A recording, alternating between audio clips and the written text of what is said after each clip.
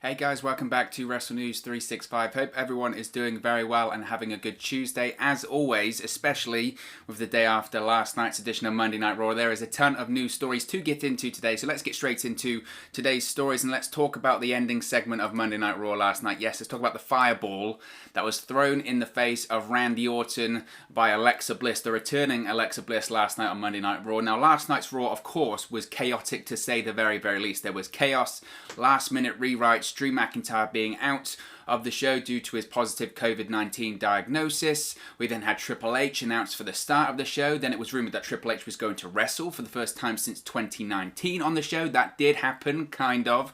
So it was a chaotic show to say the least. Not, I would say, the good kind of chaos, more the kind of chaos as to a lot of it doesn't make sense. Way too many issues in terms of pacing and lack of logic in places. But the main event segment saw Randy Orton get a fireball in the face because this theme of fire continues in this Randy Orton, The Fiend and Alexa Bliss storyline. Because Randy Orton had prepared himself last night to face Triple H in the main event of Monday Night Raw. However, in a shocking turn of events, Alexa Bliss returned to Raw after seemingly, maybe, we don't know, being set on fire by Randy Orton a couple of weeks ago to end the show as she sent a fireball in the way of the former WWE Champion, leaving him maybe with a horrific injury going forward. Now, following last week's WWE Raw Legends Night episode, WWE COO Triple H opened this week's edition of Monday Night Raw only to be confronted by Randy Orton, and Triple H then confronted Orton about his disrespect towards some of the WWE legends on that show. Now, this resulted in an altercation between the two former Evolution members,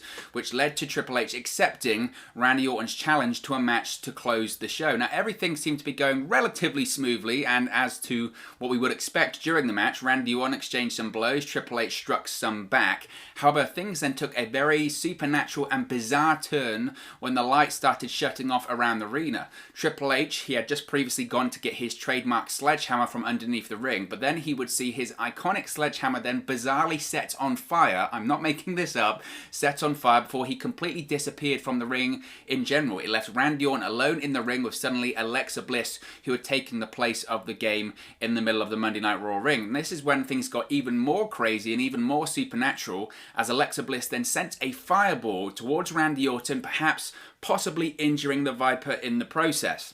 Now, Raw ended on this cliffhanger, and we're yet to see any more information come out about the reason behind Alexa Bliss's action or the extent of Randy Orton's injuries possibly sustained on the show. Possibly we will see more be answered on next week's edition of Monday Night Raw. Now, Alexa Bliss has actually spoken about this slightly. She posted a post on social media that simply said, "An eye for an eye." So this segment certainly has a lot of people talking. Triple H's involvement in last night's show certainly has a lot of people talking. If you watched the preview that I did last night, I was very sure that Triple H wasn't going to wrestle, and I thought he was only going to be there to call up Damian Priest and Rhea Ripley to the main roster. Of course, that didn't happen. We did kind of see Triple H wrestle, even in street clothes, I guess, against Randy Orton. And we had this segment at the end of the show where Alexa Bliss took the place of Triple H and sent a fireball into the face of Randy Orton. So there's so much to break down there. First of all, when it comes to Triple H's appearance, it was obviously very reactionary. It was obviously in response to Drew McIntyre's positive test result. They were going up against the championship college football game. They wanted a big draw for the main event. They didn't want another record low. Heaven forbid Raw does another record low with all the blowback that happened with that in December. So they really didn't want to do that, and there certainly was a possibility of that last night. So what do? We wheel out the legends last week for these 2-minute cameos. What do we do this week? We wheel out the game. Smash in case of emergency, bring out the game with the sledgehammer. That's what happened last night on Raw. So that main event segment that's what that was. When it comes to Triple H's confrontation with Randy Orton, when it comes to setting up that main event, look, there was no doubt the opening segment was good. It was good. It was interesting. I enjoyed it. I think it was well done. I enjoyed the confrontation between Randy Orton and Triple H. My massive issue with it when I was watching it, and I posted this on social media at the time, it just didn't make any sense. It seemed so random and so bizarre and so out of left field, and so there wasn't an issue there to be made. I know they tried to play it up like, oh, it was Triple H defending the honor of the legends, and it's Randy Orton continuing what he did last week and trying to provoke these legends, I guess. But that link that the story that they tried to make there was weak at best, I felt. I just found it was overly confusing, and it just didn't make any sense. It really didn't make any sense. But okay, that was the hook for the rest of the show. Triple H versus Randy Orton. Okay, we get to the main event. We have our couple of minutes brawl, because that's what it was, a couple of minutes. And I mentioned this as well on social media, that if they didn't deliver on the match, fans, I think, would be right to be frustrated with that, because you've waited 3 hours and you haven't really delivered on what you thought you were going to get. And I know we did technically get Triple H versus Randy Orton, but we didn't really. We got a little bit of a brawl, that was about it. So fans, if they'd stayed that 3-hour process, rightfully so, would probably be quite frustrated in that. Now, I know when people are talking about this fireball, is it too much? People's feelings on the supernatural stuff, people's feelings on magic in pro wrestling, all that kind of stuff. I don't mean to sit on the fence when it comes to this, but it really doesn't bother me that much. When it came to The Undertaker and all that kind of stuff, when he used to do it in the past, when it came to Kane used to fire fireballs right back in the Attitude Era. He even hit China in the face with it before. He's hit The Undertaker in the face before. That was Kane's gimmick, right? He was the fire guy. It never really bothered me. I understand that it bothers some people because it's not realistic. But frankly, we're in a different realm when it comes to The Fiend, because his whole character isn't realistic. Now, I understand the realism part of it might be the case of this is a guy with a split personality. He's got a jolly side, a happy side. Those people are legitimately real.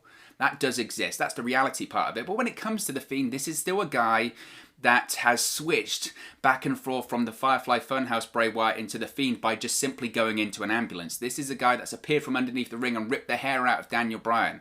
This is a guy that changes people who he touches. This is the guy that had this bizarre match, if you want to call it a match, against John Cena when it comes to the Firefly Funhouse match. This is a character that is way out of the realm of normality when it comes to the standard rules of professional wrestling. Ultimately, it is sports entertainment. This whole storyline is about someone being set on fire and presumably dying, but we know he's going to come back at the Royal Rumble.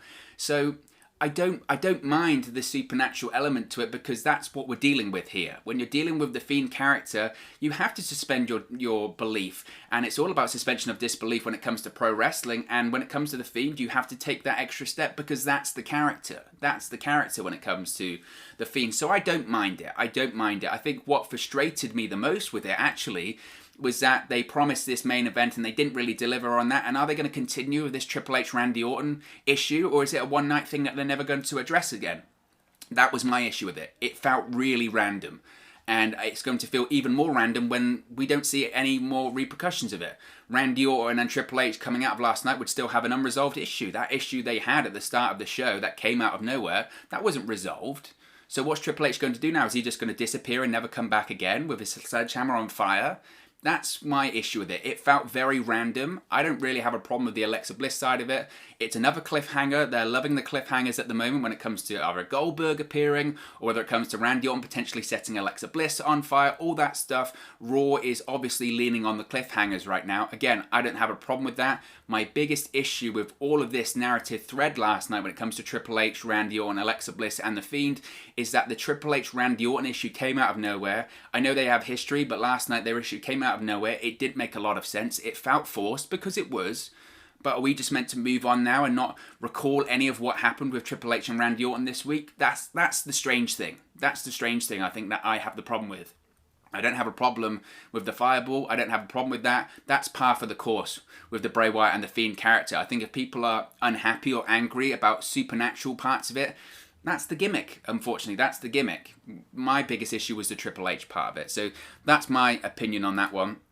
Speaking of Raw last night as well, of course, Drew McIntyre wasn't physically there for Monday Night Raw, but he did appear via a couple of videos last night on Monday Night Raw. He addressed his positive COVID-19 diagnosis and actually revealed that he has no symptoms. Now, WWE Champion Drew McIntyre is currently under quarantine after testing positive for COVID-19, but he said he has not had any symptoms. Now, as we noted here on the channel, be sure to check the video out about that. WWE announced that McIntyre's coronavirus diagnosis earlier yesterday and pulled him from the planned non-title Raw match against Randy Orton. Now, McIntyre later appeared during Raw in two pre-recorded segments, one to address his COVID-19 diagnosis and the other to accept the challenge from WWE Hall of Famer Goldberg for the Royal Rumble pay-per-view. We'll touch on that in a second. But McIntyre noted in the first segment that he's one of the fortunate people that have had no symptoms despite a positive COVID-19 diagnosis. He also encouraged fans to wear masks and practice social distancing. This is what he had to say, quote, "All right, WWE Universe, now I wish I could be there with y'all tonight in the Thunderdome, but unfortunately, as I'm sure you've heard already, I tested positive for COVID-19. Now, I'm one of the fortunate ones with no symptoms, but I assure you, COVID should not be taken lightly. Don't think you can't catch it because you can. If it can happen to me, it can happen to anybody, and the only way we're going to be able to stop this thing is by working together. So please, wear your mask, follow social distancing guidelines. It's not just to protect you, it's to protect everyone and their loved ones. I'll see you all really, really soon, but until then, stay safe. Now, there's no word as of yet as to when McIntyre will be back in action. He's not expected to miss his match against Goldberg at the Royal Rumble. That is still happening. And he probably, if he undergoes this 2-week quarantine, will be back on the go-home edition of Monday Night Raw leading up to the Royal Rumble. I think the biggest shocker out of all of this wasn't that WWE actually announced that McIntyre had COVID-19, because frankly, they haven't done that in the past, nor should they have to, because frankly, it's everyone's personal, it's on an individual case, it's their personal medical records. They don't have to come public if they don't want to. It's their private medical records, they don't need to do that. I think with McIntyre, it may have been slightly different in the case of, first of all, they wouldn't have gone public without McIntyre's approval or go-ahead. If he didn't feel comfortable revealing that he had tested positive, they wouldn't do it. Obviously, he feels comfortable. It's his medical records. It's his private medical records. So if he approves it, they can go public with it. Secondly, I think that's obviously him being the WWE champion, him not appearing on the show for 2 weeks, people would have put 2 and 2 together and assumed that he either had tested positive or been exposed to someone who had tested positive. So that's the case when it comes to McIntyre. I think the biggest shocker with that first McIntyre promo last night is the fact that WWE on their program actually acknowledged that the pandemic is a thing. This is crazy. I mean, it's good. I mean, I'll take the PSA. I think it's absolutely right. They're telling people to wear masks, to socially distance, to not take this lightly, and to be careful and be safe at all times. They're absolutely right to do that. I credit them to doing that. It's just about, what, 10 months or so too late? Considering this was the company, when it came to March and the pandemic first real hit last year, this was a company that for, what, 4 or 5 months didn't have any social distancing protocols, didn't have any testing protocols. They were allowing people into the WWE Performance Center by doing a temperature check and filling out their questionnaires. And even if they failed that, they'd let them in anyway by saying, how do you feel? Do you feel good? Come on in. We had numerous outbreaks at the Performance Center. There wasn't a mask mandate until Kevin Owens requested one or demanded one from Vince McMahon. You had people like Roman Reigns, Kevin Owens, Sami Zayn, and others refuse to perform during the pandemic. Why? Because they didn't feel safe because of the protocols in place. So while I'm very glad that they did a PSA last night, and I'm actually shocked they actually acknowledged that COVID-19 is a thing, and I'm shocked that they told the audience the right things to do, whether it is social distancing, mask wearing, hand sanitizing, you name it. I'm glad they did that, but it's about 10 months too late, considering this is something they refused to acknowledge for the longest period of time. I was shocked. I was absolutely shocked. Way more shocked than the positive test result from Drew McIntyre. Any of that. I'm shocked that WWE actually said, you know what, it's real. It is real. Credit to WWE, just a little bit too late. Just a little bit too late. But speaking of Drew McIntyre, as I mentioned there, we now know it's official. It was always official, but it's been properly made official by WWE that Drew McIntyre will be facing Goldberg for the WWE Championship at the Royal Rumble. WWE Hall of Famer Bill Goldberg versus WWE Champion Drew McIntyre is now official for the upcoming Royal Rumble pay-per-view. Now, of course, everyone knows at this point, Goldberg returned to Raw last week and issued the challenge to McIntyre. This week's show saw McIntyre accept the challenge via pre-recorded message because he's currently in quarantine due to that positive COVID-19 diagnosis. The 2021 Royal Rumble pay-per-view will take place on January 31 from the Thunderdome at Tropicana Field in St. Petersburg, Florida. So, no real news. We knew that was going to happen. We knew that was official anyway, but now they've got the graphic. What I will say, and I mentioned this on social media, and I want to point it out here, but Goldberg there, you can see him there in the graphic.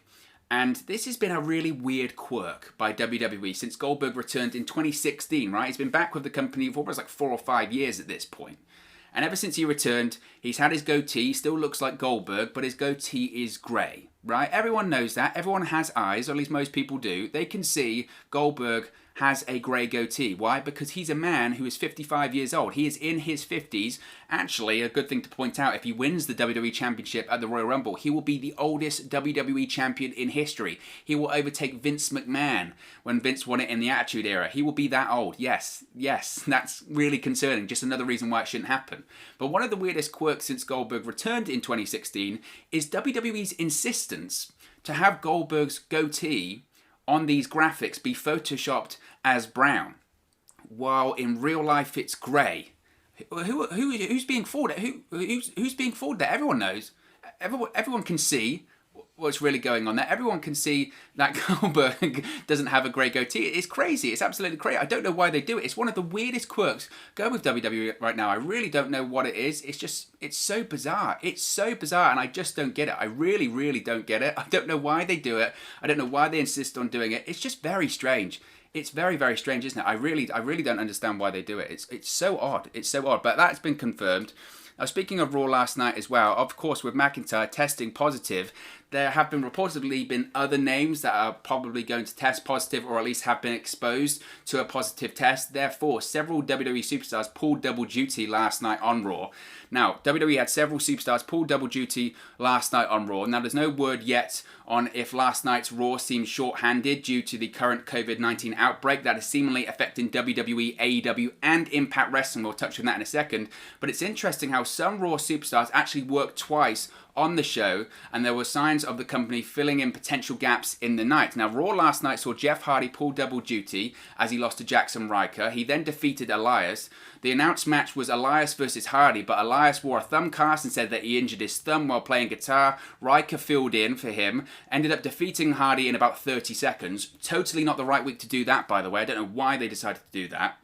Hardy then taunted Elias after the match, which led to Elias accepting his challenge. Hardy then defeated Elias with another fairly quick bout. Keith Lee and Sheamus also worked twice last night. They teamed up to defeat The Miz and John Morrison in tag team action, but then randomly faced off against each other as tension continued to build between them. Lee won the singles match over Sheamus, and there was also a post-match show of respect. Matt Riddle, I guess he doesn't have a first name anymore, but Riddle was also put to work twice last night. Riddle lost a quick title shot to United States champion Bobby Lashley, but then challenged MVP as the Hurt Business was heading to the back. Riddle won that match by DQ due to interference from Lashley. Now, it was also interesting that Kofi Kingston missed last night's edition of Raw. We'll touch on that in a second. WWE said that Kofi was not at ringside due to Xavier Woods' loss to T-Bar because he's currently out of action with a broken jaw. There's no update as to whether that injury is legitimate or not. We'll have to wait and see. Whether we do get a confirmation of that, again, none of our business. If he has had positive tests or not, that's nothing to say about us. Now, it would be speculated, I would suggest, that the reason that we're looking at these multiple changes is probably due to this widespread outbreak of this COVID-19 that has affected Drew McIntyre and probably others. So it's definitely interesting that they had to use the same tactic over and over and over again essentially last night. Why? Because they had so many people on the shelf were not available. That is certainly something very interesting. Now, speaking of that outbreak, it's been reported that this is an outbreak that is going to be affecting WWE, AEW, and Impact Wrestling because there is reportedly a COVID-19 outbreak that is affecting WWE, AEW, and Impact Wrestling right now. Now, as noted, last night, WWE Champion Drew McIntyre is now in quarantine after WWE announced his positive COVID-19 test. He has been pulled from the main event of Raw last night against Randy Orton, but he will be ready to face Goldberg at the Royal Rumble on January 31st. Now, in an update, Fightful Select, which is of course their Patreon service, be sure to subscribe and check that out, reports that McIntyre is not the only wrestler to test positive for the coronavirus coming out to the busy holiday season, as there have been a string of positive COVID-19 tests to hit pro wrestling this week, impacting shows from WWE, AEW, and Impact. Now, at the moment, at the time of recording, there is no confirmation on specific changes as of recording right now, but it was noted that several matches and appearances are being nixed due to these positive tests. Now, WWE sources have noted that they expected positive tests from the holidays, and frankly, they were surprised that things were not worse considering the circumstances. Now, Impact right now, this is why it could really affect Impact. They are set to tape a few months worth of TV this weekend, from this weekend into next week, while AEW filmed 2 weeks worth of Dynamite last week. So frankly, Dynamite might not be as affected, or AEW certainly might not be as effective. WWE and Impact, though, might have some issues with this. It was also said that there is confirmation that wrestlers scheduled for Raw, SmackDown, Dynamite, and Impact being affected by the outbreak, but details have not been made public as of writing beside Drew McIntyre. Now, Ringside News, they've also reported that someone involved in a television storyline on SmackDown also tested positive for COVID-19, but their name was not revealed, as it shouldn't be. It's possible that the virus made the rounds, as wrestlers working all three promotions may have attended some gatherings over the Christmas and New Year's holidays. If that is the case, frankly, it's just the wrong thing to do. We had this issue over here in the UK where we had the Christmas amnesty that was taken back because it's out of control here in the UK, just like it's out of control pretty much most places in the world right now. And if they really felt the need to attend these Christmas and New Year's parties during a pandemic, then frankly they should be ashamed of themselves. There is no need, absolutely no need to attend these parties right now. You've just had WWE do a PSA about it, about staying home, staying safe, socially distancing, mask wearing, getting tests, and then you've got these people attending all of these New Year's parties and these Christmas parties during a pandemic. To me, it just seems madness. It just seems absolute madness, and I don't understand the rationale behind it. Oh, how dare they have their Christmas and New Year's party taken away from them? There will be other parties. You know, we're in a pandemic right now. It's absolute madness. And this is what happens when people attend these parties. This is what happens when you get all of these people in one place. You have this virus continue to spread. To me, it's absolutely crazy. It really is. Speaking of crazy, last night's edition of Monday Night Raw saw this romantic angle between Ric Flair and Lacey Evans continue, because Ric Flair returned to Raw last week on Legends Night and was in Charlotte Flair's corner during her match. However, the most noteworthy development from Ric Flair's return was his growing closeness to Lacey Evans. It has now been reported that WWE may be looking to build a romantic angle between Flair and Evans on Raw. This is what happened last night on Monday Night Raw, because Ric Flair actually cost Charlotte Flair her match against Lacey Evans. Lacey Evans won the match, and Flair and Evans left together. Now, as per Jim Ross, WWE is looking to start more love angles in the company. Now, this could be the reason behind the two-time Hall of Famer being paired with Lacey Evans on Monday Night Raw. Cage Side Seats reported, quote, on a recent edition of his Grilling JR podcast, Jim Ross mentioned that he'd heard WWE is looking to do more romance angles. This could help explain the pairing of Ric Flair and Lacey Evans.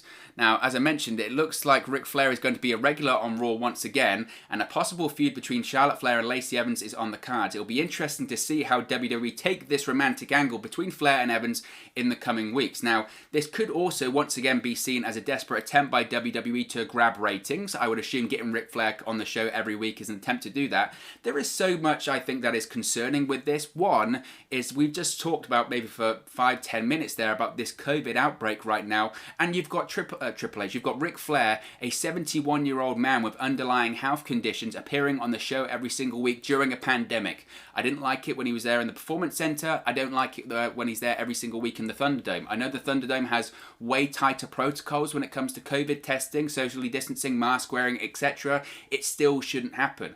I'm the biggest fan of the Nature Boy there is. I'm a huge fan of Ric Flair, and I get that it's his right to appear on the show if he wants to, if he feels safe, if he feels comfortable. Ultimately, though, the WWE need to take that decision out of his hands and say, you know what, it doesn't look good for us. If Flair gets sick, if his family gets sick, it doesn't look good for us. Take the decision out of his hands. That's an issue. Now, when it comes to this storyline between Ric Flair and Lacey Evans, I mentioned this on social media, and I think you can't prove me wrong here.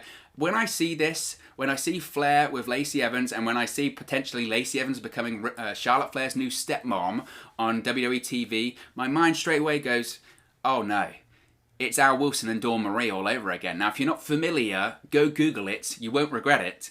But it's Al Wilson and Dawn Marie. It was a storyline that WWE did on SmackDown, I think, 2002, 2003, might be probably 2002, where Tori Wilson's father, Al Wilson, got married to Dawn Marie, and then you had this weird angle where Dawn Marie was now the stepmother of Tori Wilson. You had these weird angles. Eventually, Al Wilson died during their honeymoon, and then they brawled at his funeral. It was madness. It was one of those Ruthless Aggression era promos and angles that is so, it lives so much in infamy. It was really that bad. It was ultimately, I guess maybe so bad that it was good, looking on retrospect, I don't know. But it certainly wasn't the best. It really wasn't. But to me, right now at this point, that's what it looks like. I see Ric Flair and Lacey Evans essentially being Dawn Marie and Al Wilson in 2021. You can't tell me it's not. You can't tell me it's not, because to me, that's what I think it is. And it looks like this is going to continue, which, if it wasn't in the pandemic, I wouldn't be totally behind it, because it's still madness, but it's just, there's so much wrong with it right now. There is so much wrong with it right now, and it's just not the right time. This is hardly car crash television is going to bring back ratings in 2021. Let's talk about Keith Lee, because Keith Lee broke the ring on Monday Night Raw. Now, we don't often see the WWE ring break during a match, but tonight on Monday Night Raw, Keith Lee shocked everyone by doing just that. Now, the spot took place during the match where Keith Lee teamed up with Sheamus to take on the team of John Morrison and The Miz. We spoke about that earlier. Now, during the match, Keith Lee charged into John Morrison, who was in the corner, but the impact of the collision was so massive that the turnbuckle behind John Morrison broke away, resulting in the ropes falling. Now, some people have said it could be a planned spot, but to me, the surprise reaction of Keith Lee as well as Sheamus was absolutely incredible, and it's safe to say that no one saw this coming during a regular episode of Monday Night Raw. Now, they went to commercial and the ring was fixed during the commercial break and the match continued.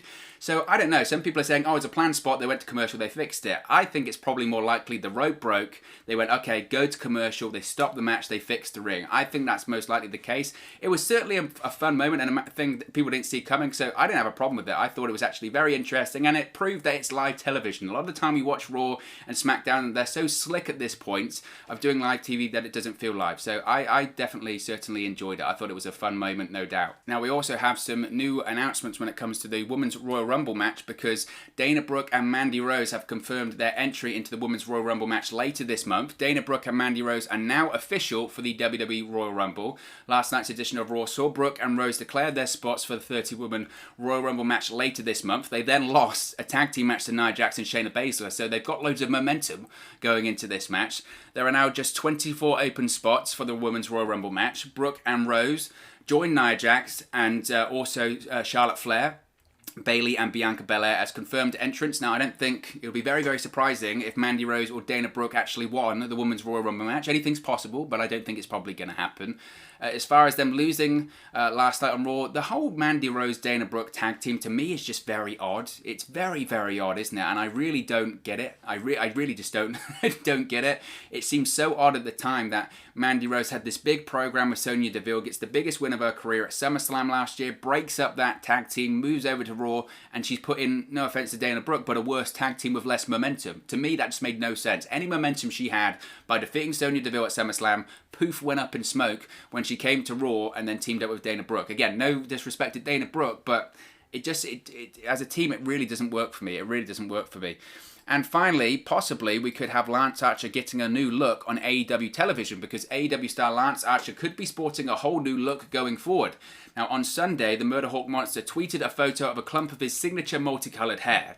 It appears that Archer's hair is on the floor, possibly at a barbershop. Archer wrote, quote, "Whelp," along with the picture. Over the past month or so, Archer has transitioned into a babyface character on Dynamite. He was last seen in action on the six-man tag team match during the Brody Lee Celebration of Life episode of Dynamite. Archer has been in a feud with Eddie Kingston over the course of the last few months. Now, we won't see this new look on this week's edition of Dynamite, the Night 2 of Dynamite's New Year Smash. Of course, that was taped last week, so it's unlikely we will see this new look this week, but possibly the week after that. Certainly interested, and Archer actually on Twitter has continued to tease what it could look like. We could see Archer possibly with a bald head going forward. Would definitely be a new look, and I'm always for people evolving and reinventing themselves, so certainly could be interesting to see Archer with this new look. But as always, this is just one man's opinion. What are your thoughts on the news stories we've spoken about today? Let me know your thoughts in the comment section below. I'll do my best to respond and reply to all of your comments. Really enjoy interacting with you guys, talking about WWE, AEW, Impact Wrestling, all things pro wrestling here on this channel. So be sure to get involved in the community, drop a comment below. All opinions are welcome. If you have enjoyed this video, please do smash a like on the like button. It really does help us out here on YouTube. Go up the rankings and get into people's recommendation feeds if they haven't seen our videos previously. But most importantly, if you haven't already, please do subscribe to WrestleNews 365. You can do that by clicking the bottom right-hand corner of the screen right now, or if you wait a few seconds, there'll be a subscribe button at the end of this video along with another video for you to watch. Thank you very much for watching, listening, streaming, or however you come across this video today, and I'll speak to you again very, very soon. Hey guys, thank you for watching, listening, streaming, or however you come across this video today. Be sure to click on the video on the right there to watch our next video, or click the bottom there to subscribe, or the bottom right hand corner. Thank you very much, and I'll speak to you again very soon.